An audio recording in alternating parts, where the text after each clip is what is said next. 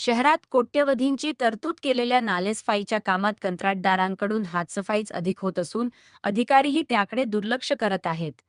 त्यामुळे नालेसफाईचा फार्स बंद करून संबंधित ठेकेदाराला काळ्या यादीत टाकण्याची मागणी आमदार संजय केळकर यांनी केली.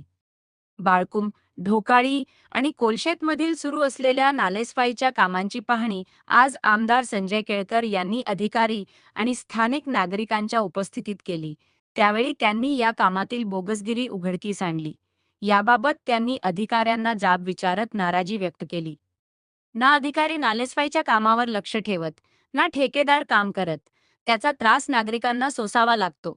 त्यामुळे ठेकेदारांची बिले रोखून त्यांना काळ्या यादीत टाका, अशी मागणी केळकर यांनी केली. नालेसफाईच्या कामाची जबाबदारी ज्या अधिकाऱ्यांवर सोपवण्यात आली आहे, त्यांना केवळ कारणे दाखवा नोटीस न बजावता त्यांना घरी बसवा, अशी मागणी केळकर यांनी केली.